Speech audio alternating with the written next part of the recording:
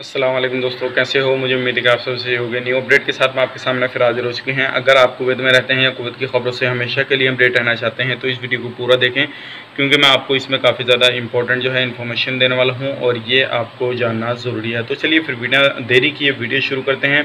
लेकिन उससे पहले मैं आपको बता देता हूँ, अगर चैनल पर पहली बार आएँ तो चैनल को सब्सक्राइब करें और साथ ही साथ बेल आइकन ज़रूर प्रेस कर दें, ताकि इन फ्यूचर आपको लेटेस्ट अपडेट मिलती रहे और आप हमेशा हमारे साथ में जुड़े रहें।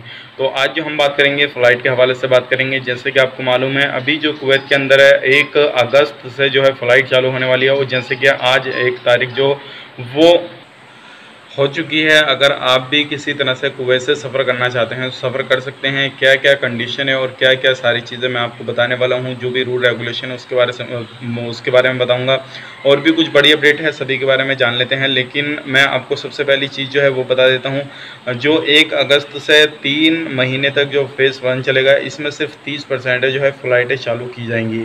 अभी इसमें तकरीबन जो है 100 फ़्लाइटों के ज़रिए अलग अलग कंट्रियों के लिए जो है अलग अलग लोगों को भेजा जाएगा, जिसमें कि तकरीबन 10,000 से प्लस जो लोग हैं वो अपनी जो कंट्री जा सकते हैं। और किसी भी तरह से अगर आपको जाना है अपने गांव, अपने शहर या फिर अपने मुल्क, तो आप जो है जल्द से जल्द बुकिंग करा सकते हैं और अपने शहर जा सकते हैं। लेकिन टिकट की बात करें तो काफ़ी सारे लोग पूछ रहे थे कि भाई टिकट कहाँ से बुक करें। तो मैंने आपको बताया हुआ है, टिकट जो है किसी भी ऐप वगैरह या किसी भी एप्लीकेशन जो जिस वेबसाइट को आप जानते नहीं हैं, ट्रस्ट नहीं है, तो उस पर बिल्कुल भी आप बुकिंग ना करें। क्योंकि अभी जो है इस तरह का काफ़ी ज़्यादा फ्रॉड चल रहा है कि आपका जो है पैसा कट भी जाएगा, लेकिन उसके बाद में आपकी बुकिंग वगैरह भी नहीं होगी। तो इसमें काफ़ी बड़ी परेशानी आपको आ सकती है। लेकिन अगर आपको बुकिंग करनी है तो जो आप प्रोफेशनल जिस भी ट्रैवल एजेंसी को आप जानते हैं उसी से बुक कराएं, या फिर कुवैत एयरवेज़ की जो वेबसाइट है उसी पे जाकर आप बुक कर सकते हैं। लेकिन थोड़ा हो सकता है कुवैत एयरवेज़ की वेबसाइट पे आप जाकर बुक करेंगे तो थोड़ा महंगा पड़ जाए, लेकिन आपके जो नज़दीक हो कहीं से भी आप बुक करा सकते हैं टिकट अपने आने के लिए। लेकिन टिकट बुक कराने के बाद में PCR सर्टिफिकेट आपको लेना ज़रूरी होगा। और अगर आप जो कंट्रियाँ अभी बैन की गई हैं उनमें आना चाहते हैं तो अभी थोड़ी आपको प्रॉब्लम आ सकती है।